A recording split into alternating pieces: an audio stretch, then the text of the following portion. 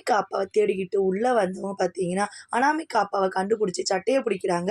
இத சூர்யாவும், மகாவும் பார்த்துறாங்க. "என்னது இது சட்டைய பிடிச்சு ஏதோ பிரச்சனை போல" அப்படின்னு சொல்லிட்டு 2 பேருமே வந்து பேசிட்டு இருக்கிறாங்க. "இவ்ளோ பெரிய கல்யாணம் நடக்குது உன் பொண்ணுக்கு, அப்ப பணம் இல்லாமயா நடக்கும்? என் பணத்த குடுக்க வேண்டியதுதான்டா. இவ்ளோ பெரிய வீட்ல வசதியா இருக்கவங்க வீட்ல பொண்ணு குடுக்க போற. பணத்த வாங்கி குடுன்னு" சொல்லிட்டு பேசிட்டு இருக்கிறாங்க.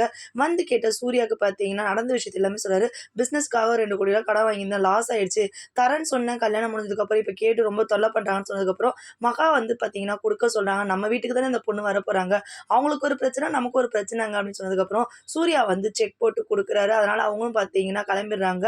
அனாமிகா அப்பா கெஞ்சுறாரு, "இந்த விஷயம் யாருக்கும் தெரிய வேணாம். என் பொண்ணோட வாழ்க்கையே போயிடும் சூர்யா" அப்படின்னு சொல்லிட்டு, சரின்னு சொல்லிட்டு கிளம்பி போயிடுறாங்க. பிரபாக்கு நலங்கு வச்சதுல பார்த்தீங்கன்னா, கோடீஸ்வரிக்கு சந்தேகம் வருது. எதுக்கு இவளுக்கு போய் நலங்கு வச்சுட்டு இருக்கிறாங்க தேவையில்லாம அப்படின்னு சொல்லிட்டு கிண்டல் பண்றாங்க. எல்லாருமே பார்த்தீங்கன்னா, ஒரு மாதிரி பிரபாவ பார்க்குறாங்க.